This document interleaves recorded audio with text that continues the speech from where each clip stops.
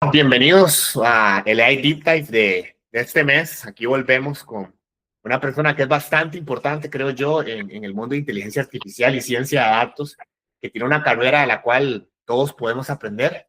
Entonces, Stephanie, darte la bienvenida. Espero que sea una bonita conversación.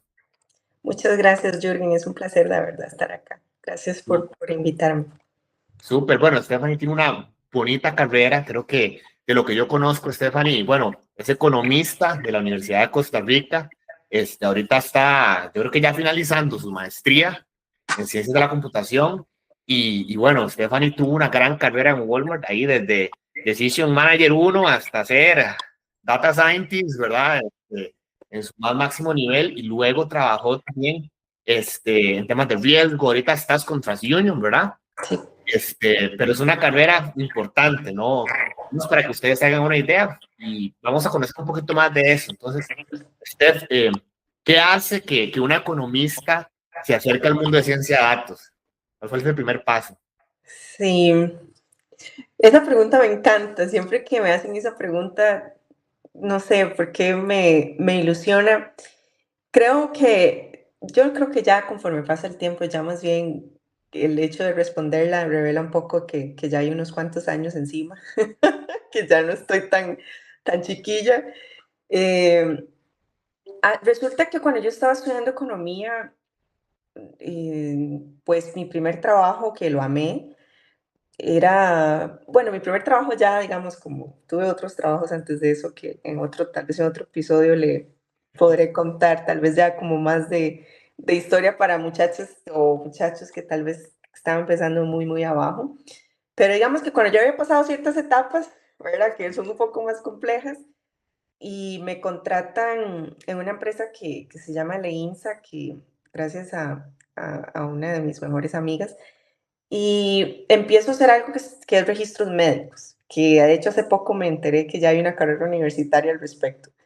Y, y recuerdo que eso estaba ya mi tercer año de economía, me faltaban 2 años para graduarme el bachi, y empezamos el registro médico. Para así dar un breve resumen, es un requisito que pide Costa Rica, específicamente el Ministerio de Salud. Para poder vender un equipo médico tiene que estar registrado en el Ministerio de Salud, y hay clases y hay que presentar clinical trials, que no sé, ensayos clínicos, ¿verdad? Para eso.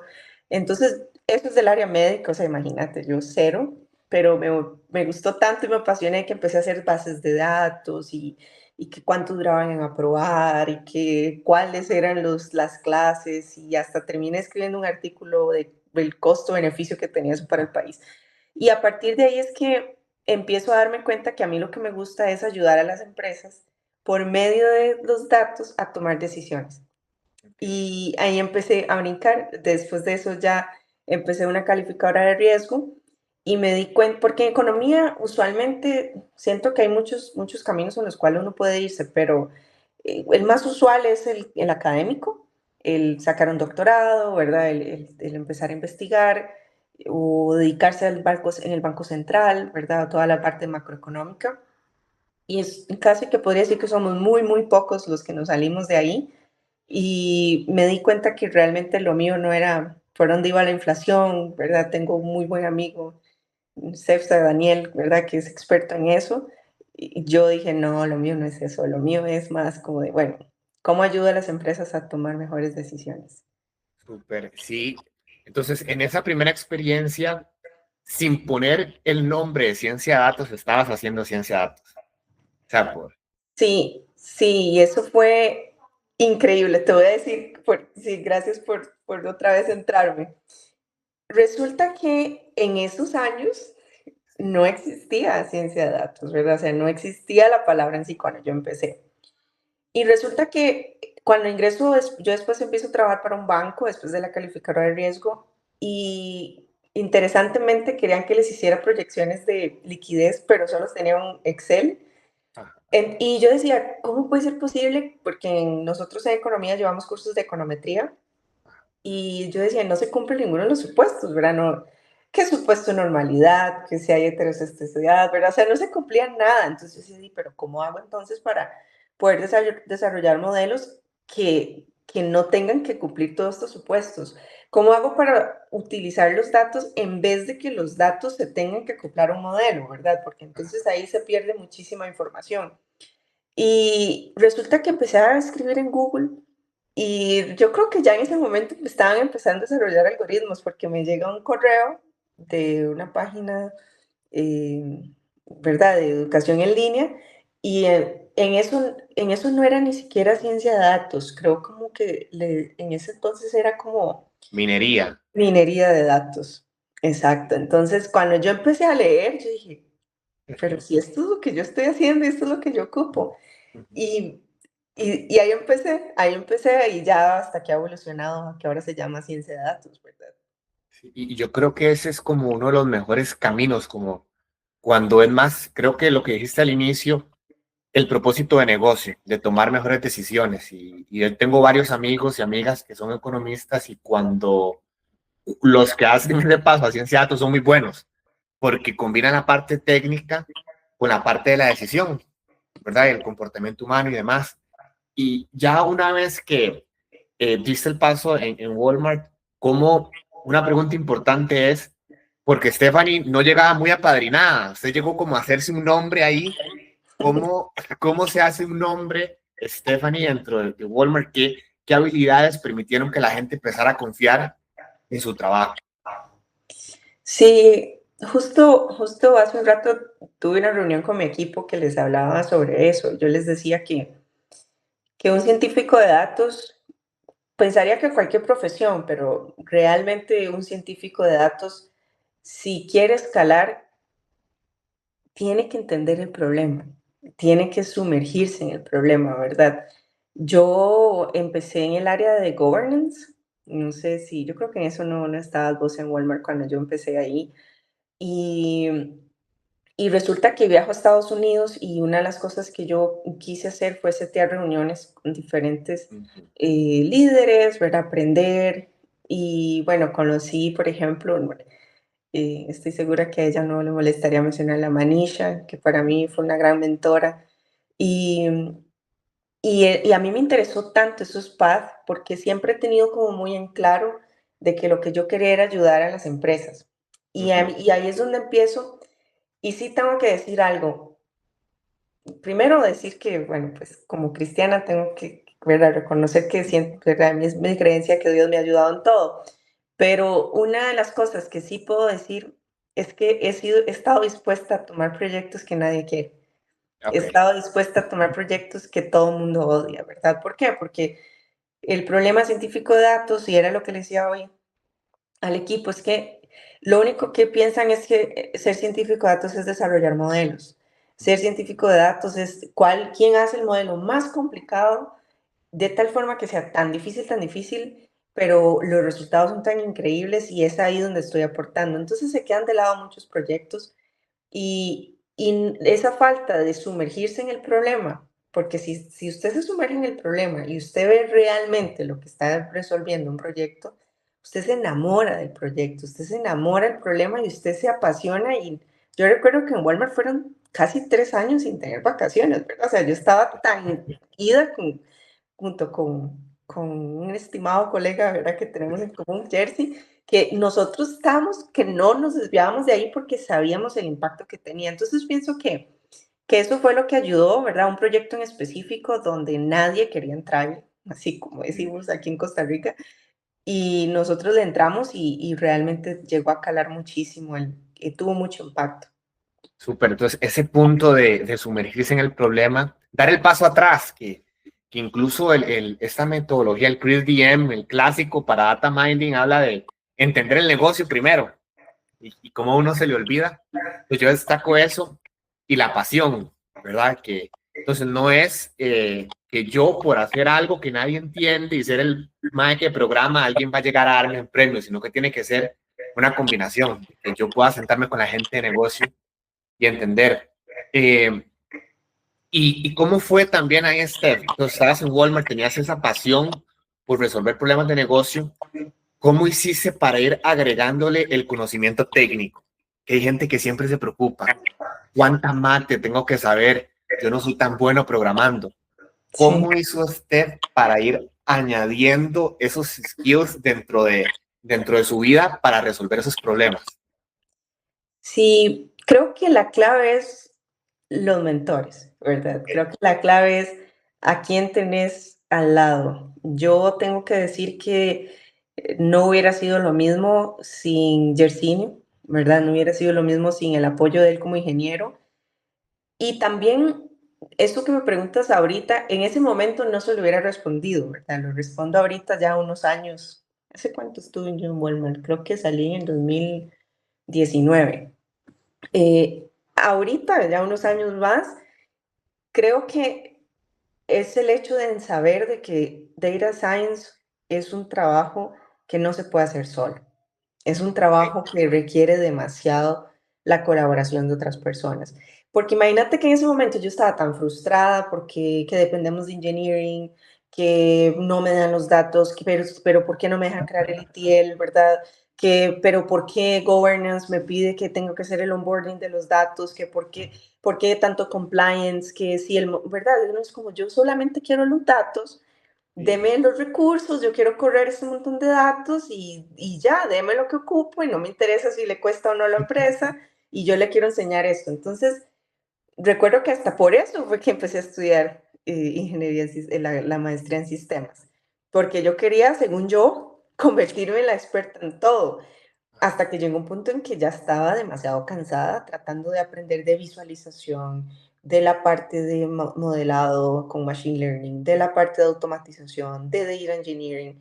Entonces, al final, pienso que no se trata de saberlo todo, entender que no lo vamos a saber todo y sí apoyarse en quien sí tiene conocimientos en esas áreas que el proyecto necesita, ¿verdad? Si es un proyecto que es de visualización, pues entonces júntese con quien tiene más experiencia en visualización, lleve el curso que hay que llevar. Igual con todo el resto de cosas, ¿verdad? Si estoy en redes neuronales y nunca he trabajado con redes neuronales, pues vaya con alguien que sí lo ha hecho, ¿verdad? Y es ahí donde la importancia de estar en communities. A nosotros que nos gusta tanto el área communities, ¿verdad? O sea, hagamos una community de data science y apoyémonos unos a otros. Pero ha sido así. Bueno, eso es un puntazo que realmente le abre a uno la mente de que a veces no es solo el curso, sino es la gente. ¿Verdad? Hay un componente muy humano. Yo estoy 100% de acuerdo y agradecido con, bueno, Yersinio es uno también ahí, ahí lo mencionamos, que en su momento, con el conocimiento de sistemas que él tenía, explicaba, ¿verdad? Me pasó a mí y son cosas que quedan hasta el día de hoy. Y diferentes mentores, por ejemplo, que en ese momento habían, que tenían un gran conocimiento y una humildad, Sí. ¿verdad? Una humildad de sentarse y explicar eh, un problema o cómo solucionar un problema de forma sencilla. Entonces, yo creo que la nota queda por ahí, también para quien nos escucha. O sea, no es todos los lenguajes de programación, como lo dice Steph, la persona que logra gestionar gente, a veces es el que logra el resultado, aunque, y el modelo es una parte, ¿verdad? Y hablando de eso de gestionar gente, ok, ¿cómo hace Steph para dar el paso a liderar? Entonces está Steph, la científica de datos, que ya empieza a hacer conexiones, tiene mentores en la parte técnica, mentores también en la parte de liderazgo. ¿En qué momento la vida o usted misma se llevó a liderar equipos? No, sabes que le voy a decir que es lo más, siempre el equipo, de verdad, las personas con las que he tenido el honor de tener en el equipo y de poder trabajar con ellos, siempre les impresiona cuando les digo esto. Yo siempre dije cuando estaba estudiando, mis primeros años de carrera, yo siempre dije, yo nunca quiero liderar, yo nunca quiero tomar decisiones, yo no quiero ser esa persona, yo quiero ser la persona que le dice, tome, aquí están todos los inputs, pero usted tome la decisión, yo no. Resulta que pienso que hay un antes y un después en Walmart. Resulta que yo, pues, como le digo, ¿verdad? En el EINSA yo me adueño del proceso, yo iba al Ministerio de Salud, me hice amiguísima de las personas que aprobaban, la doctora Gabriela, ¿verdad? O sea, de todos ellos hice un artículo, fui con, ay, se me olvida el nombre de esta, que es la representante de empresas que importan, ¿verdad? Entonces, y con ellos me pagaron hasta las personas que iban a hacer las encuestas para que me procesaran los análisis. que estaba en la calificadora y de igual manera yo notaba como que yo tenía proyectos y al final yo era la que decidía, bueno, vamos a contactar a tal persona. Y creo como que hasta ese momento yo no había notado el rol que tenía, ¿verdad? Igual en Jupema, pero resulta que llego a Walmart y estoy trabajando en unos proyectos y es una persona de recursos humanos quien se acerca y me dice, usted sí sabe que usted es líder. Y yo le dije, jamás, o sea, jamás, o sea, yo nunca, yo no quiero ni tener esa responsabilidad, yo odio trabajar con gente, le decía, yo quiero solo yo. Y yo recuerdo que me dice ella, Casi se llama, no sé si vos la llegaste a conocer, me dice Casi, Steph, pero eso es lo que ya estás haciendo. Y me llama demasiado la atención porque ayer tuve una reunión con mi jefe y le digo yo, ¿cómo es eso de que ustedes quieren que yo sea people leader? O sea, explíqueme. Y me dice, Esther, pero si eso es lo que has venido haciendo, ¿verdad? Entonces, yo todavía sigo en el proceso de aprender, pero solo para dejarlo aquí en esta charla, que yo creo que es una de las cosas que más me ha enseñado. Yo me fui de Walmart porque no me dejaban ser individual contributor. Y Mm, yo dije, me largo de este lugar porque ustedes piensan, como bien decías, yo empecé como decision Manager uno y llegué hasta Senior Manager. ajá. Y yo dije, me voy porque ustedes no me quieren, ustedes no creen en mí. Yo en ese momento decía, yo lo que quiero es hacer modelos de Machine Learning.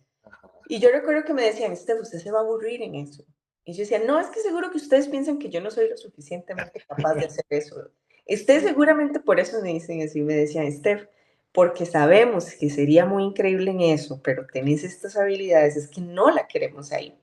Yo ya iba a ser hasta trasladada a Estados Unidos, yo me fui y tuve la oportunidad de hacer Machine Learning para darme cuenta que tenían razón, que sí me encanta y me apasiona, pero vieras, Jürgen, que interesantemente otra vez empecé en que ya tenía otra gente, hasta que yo dije, ¿es esto lo que yo soy feliz? ¿Es esto lo que me gusta? Y aquí estoy, ahora con un equipo, ha sido una buena trayectoria estos últimos 2 años.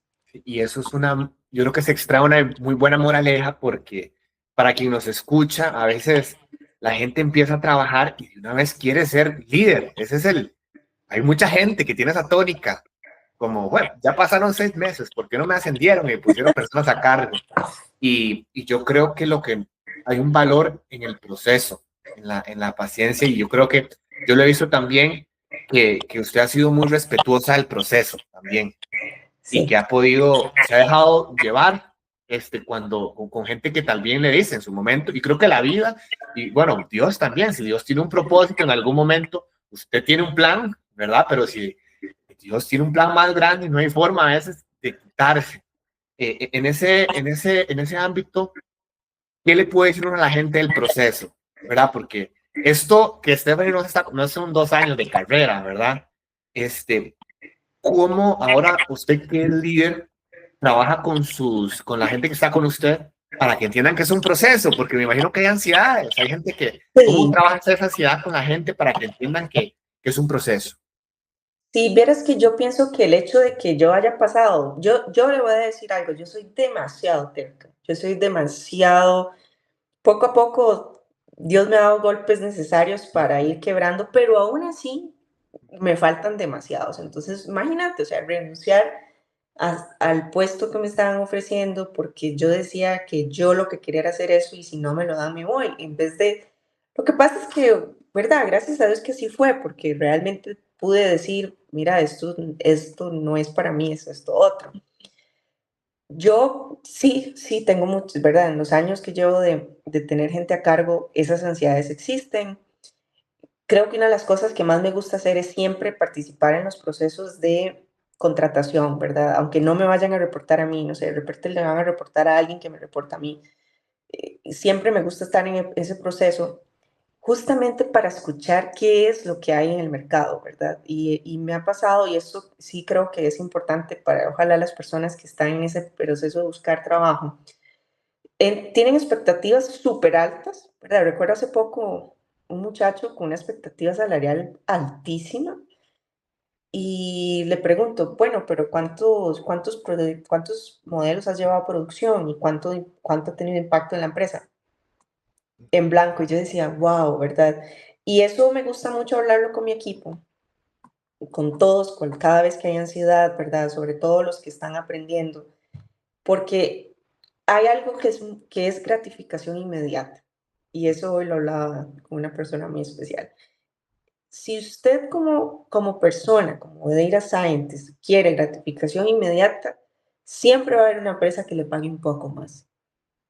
Pero si usted lo pone siempre, o sea, usted siempre, si usted quiere brincar no sé, $200, $300, siempre hay una empresa que le pague más. Pero es a largo plazo donde la gente falla en ver a dónde quieres ir. Y si usted no sabe ahorita a dónde quiere ir, espérese entonces, no se vaya. ¿Qué son las cosas, el proceso? ¿Cuándo pienso yo? Sobre todo, también quiero decir otra cosa. Una vez tuve una entrevista con un muchacho, yo le decía, no se vaya, no has aprendido, tenés apenas 6 meses, es una buena empresa. Por eso le digo que a mí me gusta participar en esos procesos. Y me dice, yo aquí estoy viendo su perfil en LinkedIn y usted en promedio cada 2 años cambia. Y entonces yo decía, bueno, pero le puedo contar por qué, si quiere, ¿verdad? Le puedo contar, más bien, porque sé esta vez que le estoy diciendo, ¿verdad? Entonces, yo sí pienso que es a largo plazo, y siempre les digo, piensen en lo siguiente, si no saben dónde están, espérense. Si no saben dónde quieren ir, espérense.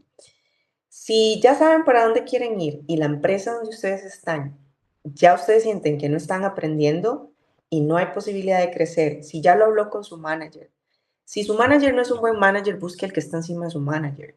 Si usted ya hizo ese proceso y no hay forma, busque otro trabajo, pero no se vaya de un lugar donde usted tiene oportunidad de crecer o donde tiene oportunidad de aprender por $200, $300 más, sabiendo que si usted se queda y aprende más, realmente va a poder brincar por más salario, ¿verdad?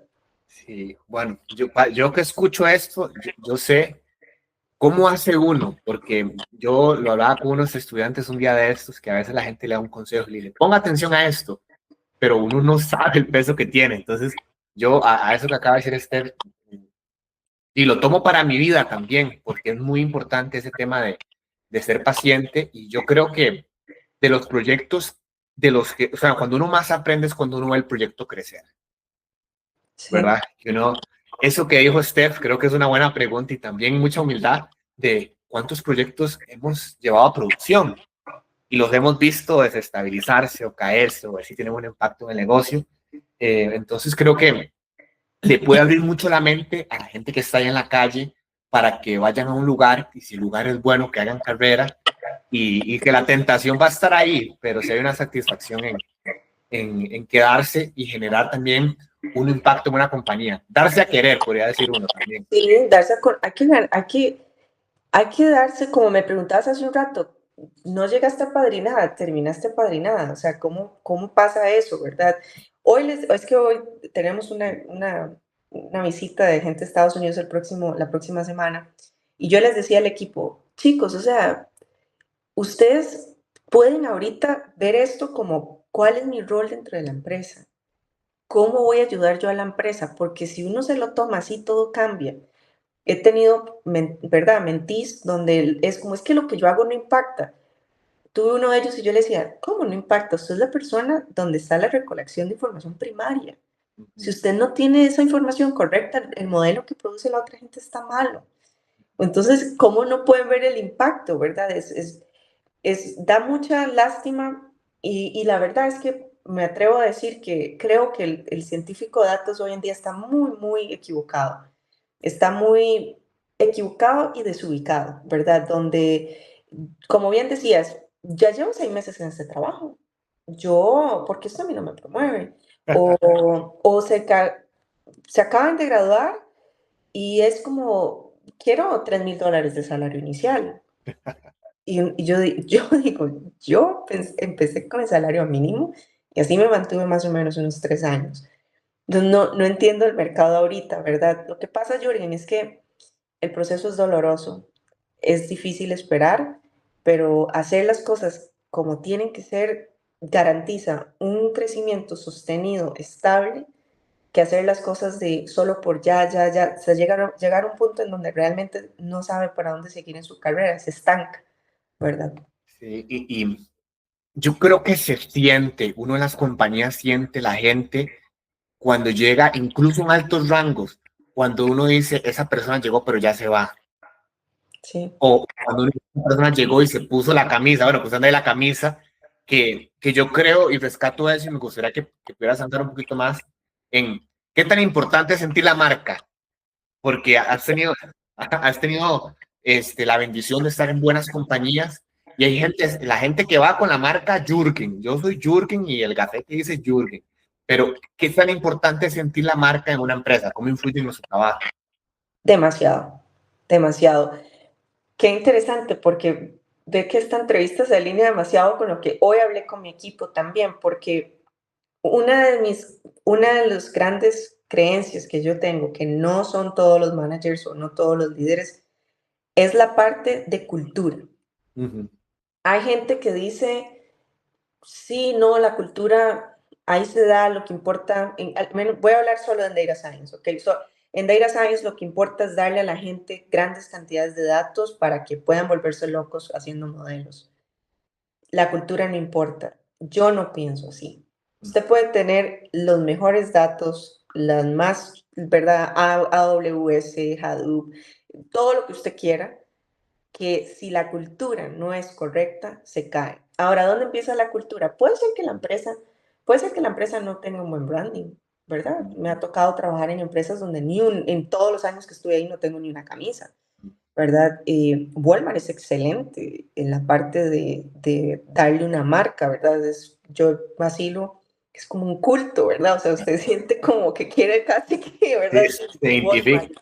Sí, y la parte, ¿cómo se llamaba? El dame la W, Ajá, el himno, sí, sí. todo, ¿verdad? O sea, todo eso en Walmart fomenta, pero hay mucha toxicidad dentro del equipo, dentro de ciertos equipos, ¿verdad? Que no hace que, o sea, entonces ahí hay como una desconexión entre lo que hace Walmart para incentivar esa cultura. ¿Dónde empieza la cultura? Y sí es importante, en el líder. Y es demasiado importante. Si yo misma fui la que le dije a TransUnion, yo quiero una camisa. Entonces ya tengo como 3, 4 camisas y me encanta usarlas y me gustan mucho los lapiceros y la verdad es que a mí me apasiona la empresa, pero que la empresa es la que promueve la cultura. No, la empresa no es la que me va a decir a mí la cultura, ¿verdad? ¿Cómo la vivo? La cultura entre mi equipo, y hoy se los decía, la cultura y el tono del equipo lo pone el líder. No espere que la empresa le ponga siempre el tono, ¿verdad? Entonces yo pienso que es fundamental. No tanto si tengo la camisa o hay actividades que sí ayudan mucho y TransUnion tiene actividades muy chivas, eh, es la cultura dentro del equipo lo que cambia. Súper. Sí, que somos, bueno, hay que dar esa nota también y que somos agentes, que a veces yo creo que cuando usted pide la camisa, probablemente puede que usted le mueva al piso a alguien y bueno, usted pidió esta camisa, al rato hay que dar camisas. Entonces el cambio nació de usted en vez de esperarlo de que viniera de la empresa. Yo escuchaba la parte donde decías hablamos de los modelos y qué hace que un modelo tenga éxito en una compañía. Entonces está ese componente de cultura. Y yo quería preguntarte ahí ya en la parte de liderazgo, en una parte de tema técnico, ¿cómo has hecho para convencer a tus peers y a otros líderes, por ejemplo, que utilicen ciencia de datos? Aquí, como haciendo una divergencia en la conversación. O sea, que a veces el modelo es muy bueno, ya tenés un equipo, está consolidado, romper la barrera técnica y estamos hablando de las ansiedades que puede tener la gente que está a tu cara, pero ¿qué pasa con los peers? ¿Cómo logramos que los peers se enamoren de la ciencia de datos y utilicen un modelo y no digan, no, yo confío en lo mío? ¿Qué has hecho? Sí, tal vez TransUnion no ha sido el caso, ¿verdad? Porque yo trabajo dentro del equipo de Data Science y mis peers son científicos de datos también, ¿verdad? Tal vez ahí hay más bien otro tipo de retos, ¿verdad? Es cuando yo pienso que las cosas se deberían de hacer de una forma y el otro líder piensa que tal vez no, ¿verdad? Que es mejor hacerlo de otra manera o que lo que yo estoy pensando no, eh, ¿verdad? Ese es como el tipo de retos tal vez que surgen ahí, pero sí he estado en empresas que voy a mantener en confidencialidad el nombre, donde me pasó exactamente eso, ¿verdad? Una empresa con una estructura burocrática y política bastante fuerte y llega así, recuerdo perfectamente el día que me dicen, bueno, es que nuestro goal es que la cartera de créditos crezca un 20%. Entonces yo digo, ¿y dónde sacaron el número? Mm, Es lo que tenemos que lograr, ¿verdad? Entonces yo recuerdo que, vea que no es ni siquiera que he llegado al modelo. eh, Empezamos un análisis básico, ¿verdad? Del famoso ETA, ¿verdad? ¿Verdad? Todo el tema, el EDA, perdón. Y yo recuerdo que llegamos a la conclusión de que no, ni siquiera si el 100% de la población que podía acceder a ese crédito lo obtenía, crecíamos un 20%. Entonces, cuando yo llego a enseñar los datos, es como, de verdad, Julio, o sea, digamos, yo decía, wow, o sea, ya les voy a poder dar insights de que, hey, gente, vamos a cambiar esto por algo realista. Fue como, guarde su modelo. ¿Qué fue lo que pasó? Ahí es donde creo que viene un poco, yo siempre le digo a la gente, uno le paga al científico de datos por el colmillo que trae. Es la verdad, eso es lo que usted paga en experiencia, es el colmillo que esa persona tiene, ¿verdad? Entonces ya uno tiene un poquillo más de colmillo y, y yo recuerdo que si esa no era la manera de entrar, ¿verdad? Puede ser incluso, eso también lo he aprendido, hay que saber decir las cosas, ¿verdad? Porque en ese momento yo dije, no, es una basura lo que usted está proponiendo, ¿verdad? Sí, eso fue hace unos años y ya uno madura un poco. Pero la forma de entrar fue por el deterioro en la calidad de la colocación de crédito. Todo se hacía me parece que está bien, me trajo la orden patronal, sí, sí, y tome. Entonces ahí se empezó a desarrollar un score de crédito y hubo mucha resistencia que del departamento de crédito, que gente que no, así se ha hecho en los últimos 20 años. Entonces, ¿sabes qué hace uno? Uno se sienta, porque eso también lo he aprendido. Uno muchas veces como científico de datos uno dice, yo tengo la solución mágica a este problema y no voy a escuchar la opinión de nadie. No, fui, me senté, mira, es que usted tiene un expertise demasiado alto en esto, no puedo desarrollar un modelo sin usted. Y eso cambió el tono. Entonces, a partir de ahí, ya ahora sí, ya empezamos todos a trabajar juntos y el modelo sé que hoy por hoy todavía sigue en producción. Ahí está, bueno, también otro tip súper bueno que yo también estoy aquí tomando nota de involucrar al tomador de decisiones dentro del modelo. Sí, Y eso se aprende, bueno, yo ahorita, eso se aprende del golpe, porque a veces pasa, yo creo que estás hablando de eso y de que uno quiere competir.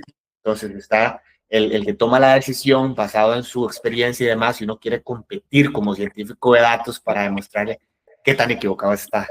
sí, no, no, No, no, no. ese es el approach. Y el arte está en saber, si yo sé que está equivocado, el arte está en cómo le hago saber a esa persona que está equivocada sin que yo se lo diga. Ese es el arte. Eso es lo difícil. Y se puede. Que usualmente les voy a decir, usualmente la respuesta es hagan muchas preguntas, hagan muchas preguntas. Súper. Sí, que la gente, hay mucha sabiduría que nos está escuchando, créanme que uno se pone a pensar y dice, bueno, eso es como cuando uno le dicen, ponga atención, porque el llevar a una persona, aunque en sí misma llegue a una conclusión, es súper poderoso, ¿verdad? Sí, Más que... eso es lo mejor que usted puede hacer. Sí, Cuando eso es un buen, créame que eso yo lo aprendí también, ¿verdad? Es pregunte, pregunte, pregunte. Y hasta que la persona llegue y dice, mira, sí, ¿verdad? hay algo ahí que puede cambiar. Stephanie, para cerrar, viendo lo que está pasando con la inteligencia artificial, el hype que puede haber, ¿verdad? Porque como hablábamos, es bonito que antes ni se llamaba ciencia de datos, se llamaba minería, luego se llamaba ciencia de datos, ahorita está la inteligencia artificial. ¿Qué debería hacer el científico de datos ahorita que siente miedo que tal vez ya no va a estar vigente? O sea, ¿qué Sí. debería sentir el científico de datos con este hype? Sí, usted sabe que eso es muy interesante, me lo voy a decir. Yo me rehusé a usar inteligencia, ChatGPT nunca lo he usado, tengo que reconocer.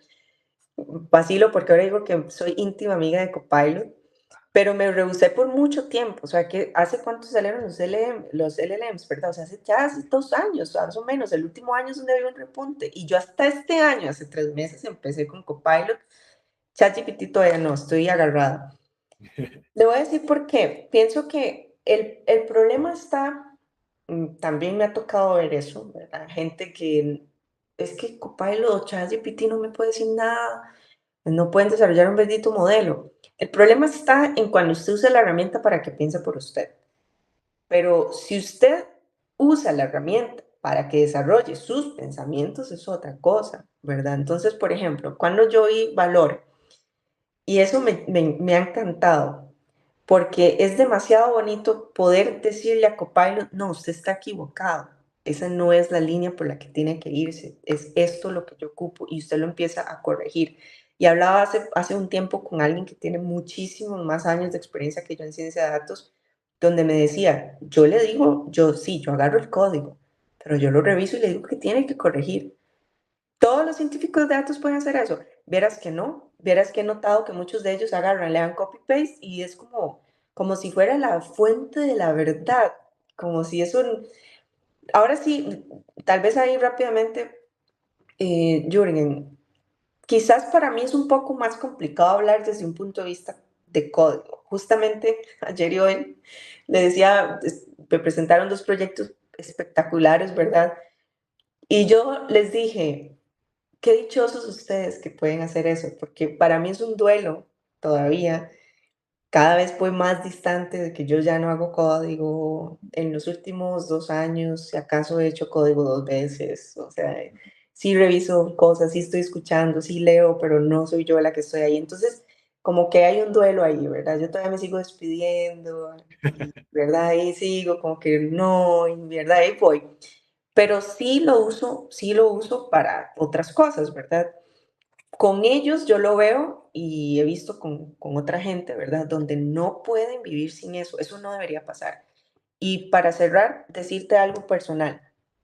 Hoy, por ejemplo, yo dije, ¿y cómo será que puedo redactar esto? Le voy a decir a Copilot que yo quiero algo que sea XYZ y yo digo, ¿cómo es posible que yo no quiera forzarme a pensar? Y es ahí donde no deje nadie que eso suceda, no deje que nada les haga ser perezosos para pensar, porque el cerebro al final es un músculo, Sí. ¿verdad? Vos que sabes que yo amo los deportes, o sea, el cerebro es un músculo, entrénelo, entrénelo, entrénelo, use la herramienta cuando ya usted pensó, ya usted tiene la idea clara y nada más ocupa algo que le agilice el proceso, eso es todo. Pero creo que es ahí donde está la clave, ¿verdad? En un futuro, Jürgen, lo que se va a pagar es seres pensantes. Vas a ver, seres pensantes es lo que se va a pagar. Así es. Bueno, tomen la nota ahí y nada más que agregar. Como yo digo, estos espacios son para tomar nota. Yo también estoy aquí tomando nota, Steph, de lo que nos compartiste. Yo creo que es súper importante y no quisiera ni agregarle más ni quitarle nada, que la gente lo tome tal cual, que tomen ese consejo, que lo evalúen bien. En lo que sí les puedo decir de una persona que tiene bastante experiencia y de este pequeño episodio creo que hay muchas lecciones, no solo lo técnico, sino de vida. Entonces, quedamos aquí hasta un próximo AI Deep Dive. Gracias, Jürgen. Ahí estamos.